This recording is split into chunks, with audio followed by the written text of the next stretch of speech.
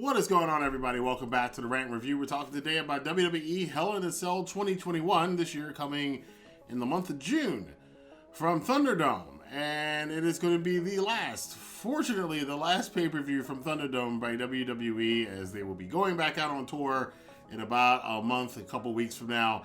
And I gotta say, I'm looking much more forward to that than anything else that they've had lately.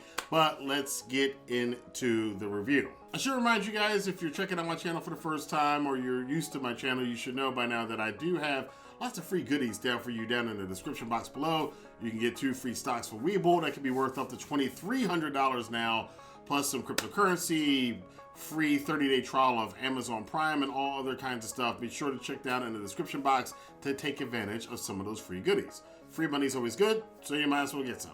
So here's the thing. It's been a long time since I think the last WWE pay-per-view I watched was WrestleMania, which I liked. Night 1 of WrestleMania I thought was pretty good, and night 2, not so much. I came into this pay-per-view not really watching much. I saw the Rey Mysterio Roman Reigns Hell in a Cell match with SmackDown, but I haven't seen too much. Let's do the positives first. Positives, WWE's production is always top-notch. The special effects, the virtual reality stuff, the fireworks, the lasers, and all that other stuff.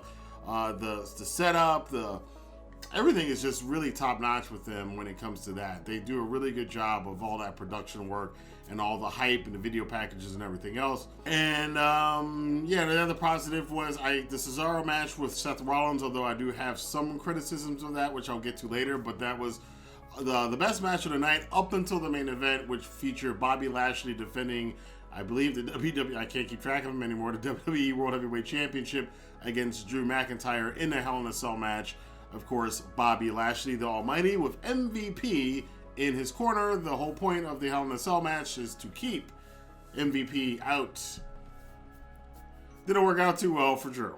But as far as the match goes, I mean, they were pretty, and I'm going to have to start mixing some of the negative with the positive here, but the Lashley match with Drew McIntyre was hard-hitting, it was brutal. Even though the hard-hitting wasn't the kind of hard-hitting I was expecting, it was much more from a lot of gimmicks, because they were in there and they were pulling. I mean, for the first 5 minutes of this match, they would just go pull out everything they could think of from under the ring. Tables, the stairs, the usual suspects. Kendo stick, chairs, canes, all kinds of stuff. So there was a lot of that, and they did that over and over again, but they did it enough that it got to a point. It got to a point where it's ridiculous, and then it got to the point where, wow, this is pretty brutal, especially with the great visual effect that of Drew McIntyre getting his back and shoulders all scratched and cut up and bruised. That was a great effect, and it showed that they were actually in a fight, and that's what this big main event came across as, a big fight between 2 big, powerful guys. Now my preference in wrestling, I would have more preferred to see them work up to that of getting all the gimmicks, and they just, spend the first 5 minutes, going power move for power move against each other and then do the gimmicks, but they just went straight for the gimmicks. I think it worked, though. It worked for me, at least, and I did enjoy most of this match until the finish. The finish was a distraction roll-up. So Drew and Bobby go at it for, I don't know, maybe a good 10 minutes or so. They're hitting each other with everything that they can pull into the ring. I'll comment on that later, but then Drew is going to try to finish off Bobby Lashley. Somehow they reverse everything around. The referee takes the worst bump of the match. He gets hit with the chair from the bump, but then the chair also falls on his face. Poor dude. And it was probably legitimately knocked out of the ring. Of course, then you got the old trope of Drew had the pin, but there was no referee to count. So then he asked the other referee outside to get into the ring. Of course, the referee outside opens the cage up, and he gets in the ring to try to count the next pinfall, but then, of course, MVP pulls him out of the ring. We've seen this scenario several times. Problem with this, though, is now MVP is inside of Hell in a Cell. Now, Drew McIntyre tries to take care of him and beats up MVP, but it's not like beating up Bobby Heenan. I mean, MVP's a pretty fit guy. He's a pretty tough dude. So even though McIntyre kicked the crap out of him for about a minute, it still wasn't enough to kind of keep him out of the match. Lashley comes back. There's a couple of really great table spots they have here. There was one real sick table spot where it was a Uranagi on the apron from Bobby Lashley to Drew that put Drew through the table, which looked nasty. That was pretty damn good. And I will say the last 5 minutes of this match, they started cooking. I was like, oh, I waited this whole pay-per-view. Now, finally, we got some good stuff. The last 5 minutes of this match is really good, and then a distraction roll-up finish. Now, look, I've never been one person to get on about the roll-up finishes or small package finishes. I believe those are part of wrestling, and you always are good, but they have to be used sparingly and in the right places. A Hell in a Cell match, the most brutal match in all of wrestling history, or at least it used to be, is not the place where you end. It's not where you end the match with a distraction roll-up, especially since there's not supposed to be other people in there. So the whole point of it, having the match, was null and void. I did appreciate the level to which Drew and Bobby Lashley went through this match. They definitely get a big A+ for me on that, as far as them going just toe to toe. This is a pretty good battle between two big guys. This is kind of the big guy match I like to see. You get in a Hell in a Cell, you want a definitive winner. Now the stipulation is because Drew lost this match, as long as Bobby Lashley is WWE Heavyweight Champion, there will be no more opportunities for Drew McIntyre to win the championship. We can also speculate who's going to come back to kind of take that title off of Lashley, but we'll get to that if we get to that in the future. As far as the rest of the card was concerned, obviously they pulled Roman Reigns. That's a whole other story I'm going to talk about tomorrow. The Roman Reigns-Rey Mysterio match happened on SmackDown, which didn't make USA Network too happy. Made Fox very happy, but not them. I can't wait to see the ratings for that. They should be pretty high for that episode of SmackDown. I did watch that match on YouTube, which was pretty exciting too. But in lieu of that, we had other matches on the card featuring another Hell in a Cell match for the women. We had Bianca Belair defending the SmackDown Women's Championship against former champion Bayley. I mean, Bayley's character had to change over time. I mean, again, it's been 5 or 6 years now since the Bayley we knew from NXT that had those great matches with Sasha Banks and so on and so forth. But, you know, the new Bayley, kind of a goofy, stupid character, but she can still wrestle. Bianca Belair can still wrestle, but I don't think they can wrestle a Hell in a Cell match. In fact, I don't even know the reason for it to be a Hell in a Cell match. They barely used the cell. And much like Lashley and McIntyre would do in the main event, there's all these gimmicks. Now, here's my complaint. You have a Hell in a Cell match, and this is the same complaint I have for the way the WWE and NXT do the War Games matches.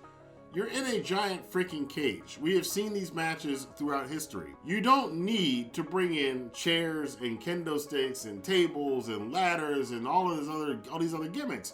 You're in Hell in a Cell. I mean, I get it. Yes, it's just the name of the pay-per-view, and the whole match has become a gimmick itself for WWE for a number of years now. And no, but it still doesn't work for me. I'm old school. I saw the good shit. I can't unsee the good shit from Shawn Michaels and The Undertaker, and from the Mankind and The Undertaker, and you know, Triple H and Shawn Michaels and Randy Orton and even Jeff Hardy from a couple years ago. I can't unsee the good Hell in a Cells to accept the mediocre Hell in a Cells. So, but that's what we got here. I mean, if it wasn't a Hell in a Cell, I would have considered it to be an okay match. Actually, the finish of the match involved a ladder.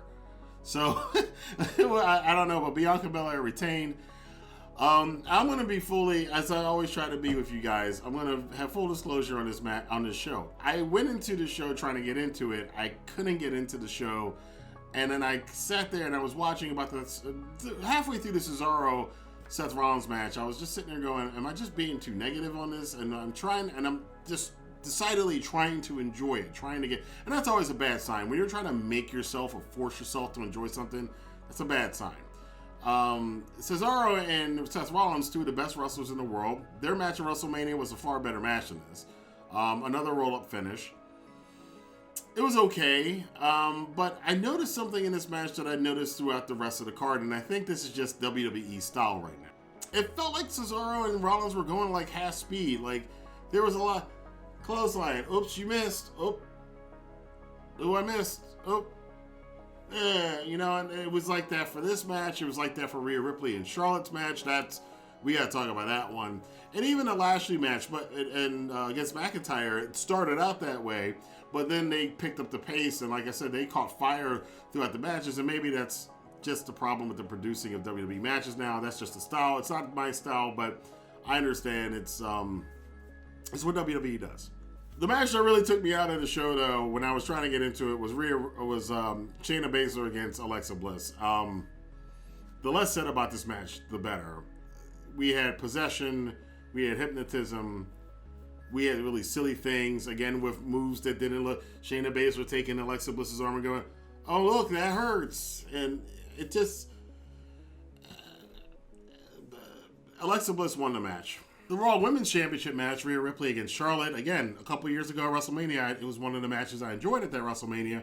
This one, they had the same thing. Slow motion, felt like they were going at like kind of half speed. A lot of stuff wasn't hitting. The announcers were saying things like they were watching a different match. Like there's one point where Charlotte went to go kick Ripley and she completely misses her. And then you hear the announcer go, pinpoint accuracy by Charlotte. I'm just like, what? Are we watching the same thing? And I do have to say that about the announcers and the little team that they have between every couple matches or whatever, JBL and the King and Rosenberg and all those people. They're so into the mode of just overhyping everything. And they can't help it. It's just what they do. The match was going on for Ripley and Charlotte for about maybe 3 or 4 minutes, and Charlotte or Ripley kicks out of something, and I hear one of the announcers, I thought it's probably Byron, going, "Where are they getting it from?" I'm like, you're acting like they've been wrestling. This is like Jay White and Kota Ibushi at 45 minutes, and they've been wrestling for 45 minutes and beating the hell out of each other. This match has only been going for like 3 minutes. What are you talking about? Where are you getting it from? It's like, I don't know. So I actually muted the sound. I muted the sound because I was tired of listening to the commentary team. But I will say, as the match got longer, Ripley and Charlotte started to find their groove, and the last 2 minutes of this match really started cooking. And much like the main event, as already mentioned, then the damn finish happens, and I did the same thing in the main event. I went, no, you guys were cooked. They were starting to cook. And then, so Charlotte puts on a figure 4 on Rhea Ripley. Ripley grabs the rope, pulls her and Charlotte outside the ring, and they both get counted out after Ripley threw the little broadcast booth flap thing at Charlotte, clearly missing her again. There was a lot of misses in this match. There was a lot of misses on this night with a lot of moves.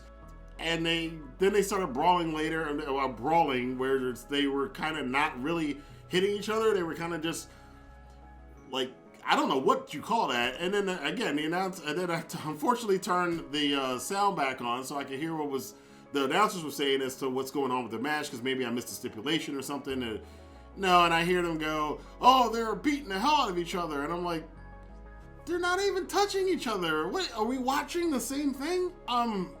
Overall, I tried to like this show. I told you guys, I was forcing myself to try to like this show. I did tune out at one point, but I can't recommend it. If you're going to watch anything from the show, only thing I can really recommend wholeheartedly is the main event. Lashley and Drew McIntyre in Hell in a Cell. That was pretty good until the finish. Cesaro and Seth Rollins had a decent match. Most of the rest of the show, though, I can't really recommend. So that is my thoughts on, again, full disclosure again, I am not a big WWE fan. I haven't been a big WWE fan for a number of years. I checked this out just to kind of keep up to date with what's going on in WWE and see what's going on, but nah, I can't really recommend this. But I want to know what you guys think of it. Those of you who watch WWE a lot more and who are a little bit more into what WWE is doing, let me know what you guys think. Let your voice be heard in the comment box below. Again, this is just my opinion. So until then, if you like this video, hit the like button, subscribe to the channel, and definitely share this video on Twitter, Facebook, Instagram, Reddit, and wherever you talk about sports entertainment.